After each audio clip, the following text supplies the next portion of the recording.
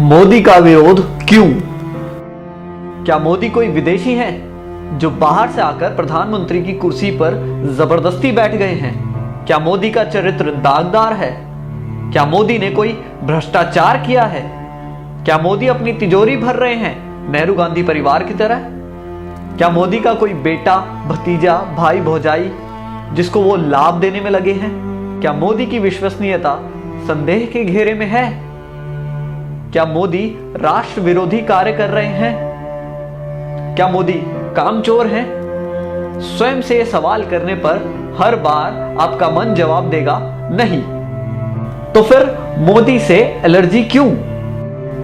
अल्पज्ञानी आरोप लगाते हैं कि राम मंदिर नहीं बनवाया, धारा 370 नहीं हटाई, पीडीपी से गठबंधन कर लिया, 15 लाख नहीं दिए, अच्छे दिन नहीं आए।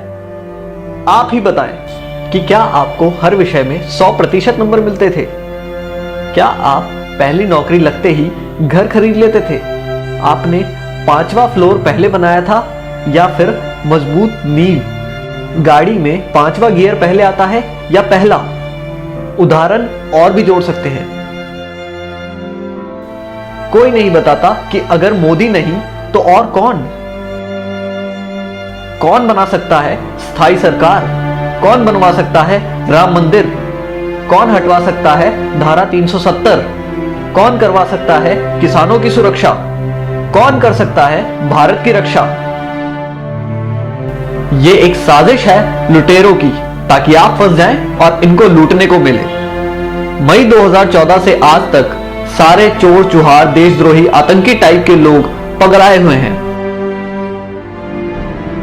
जरा सोचिए, अगर आपने आज मोदी का साथ नहीं दिया तो जैसे वाजपेयी सरकार के जाने के बाद सोनिया की गुलामी 10 साल करनी पड़ी थी, अब की बार शायद 100 साल से भी ज्यादा करनी पड़ेगी। खून के आंसू रोना पड़ेगा। एक बार जरूर सोचें।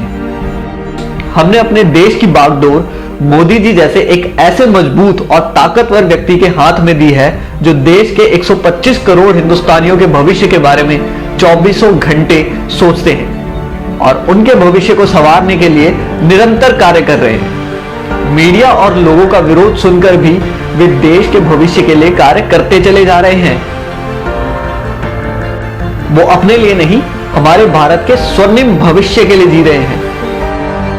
गर्व करें कि आप मोदी समर्थक हैं, कोई इटली की टीम के गुलाम नहीं या चीन का साथ देने वाले वामपंथी नहीं, ना ही अन्ना हजारे के साथ भारत माता की जय बोलकर सीएम बनने वाले और आज भारत माता की जय नहीं बोलने को जायज ठहराने वाले किसी के चेले नहीं।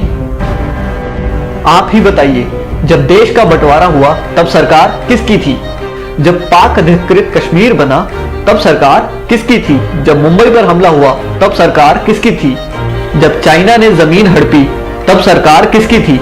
जब वीर सैनिकों के सर काट के पाकिस्तानी ले गए तब सरकार किसकी थी? बोफोर्स का घोटाला हुआ तब सरकार किसकी थी?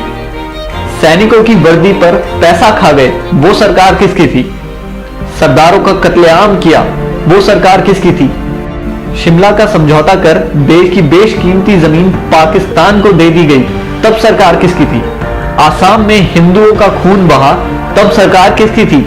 कश्मीरी पंडितों को मारा गया, तब सरकार किसकी थी? कॉमनवेल्थ घोटाला, कोल घोटाला, 2G घोटाला हुआ, तब सरकार किसकी थी?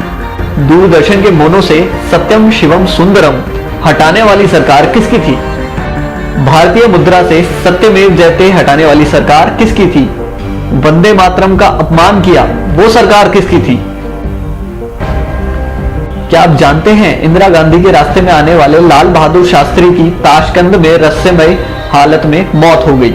नेहरू के लिए खतरा बन रहे श्यामा प्रसाद मुखर्जी और दीनदयाल उपाध्याय की हत्या कर दी गई और पुलिस ने आज तक इस साजिश से पर्दा नहीं उठाया।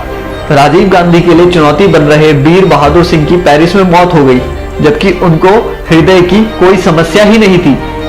सोनिया गांधी के खिलाफ कांग्रेस अध्यक्ष का चुनाव लड़ने की 2 लोगों ने हिम्मत की, राजेश पायलट और जितेंद्र प्रसाद। राजेश पायलट की कार को एक रहस्यमय तरीके से ट्रक मारकर गायब हो गया और जितेंद्र प्रसाद बरेली के एक सर्किट हाउस में मर गए। इनसे पहले सोनिया को चुनौती देने वाले सीताराम केसरी को पार्टी से भगा दिया गया। राहुल गांधी के लिए खतरा साबित हो रहे माधवराव सिंधिया एक प्लेन एक्सीडेंट में मारे गए, जबकि उनका प्लेन ब्रांड न्यू था, उसमें कोई समस्या नहीं थी और किसी भी मौसम में उड़ने का सिस्टम लगा था। कांग्रेस और विदेशी कंपनियों के लिए खतरा बन चुके राजीव दीक्षित की मौत हो गई। राजीव भाई की मृत्यु की खबर किसी मीडिया चैनल ने नहीं चलाई। मित्रों, जो भी इस परिवार के अत्याचारों के खिलाफ आवाज उठाता है, उसकी रहस्यमय हालत में मौत हो जाती है। शशि थरूर की पत्नी इस बात का एक उदाहरण है।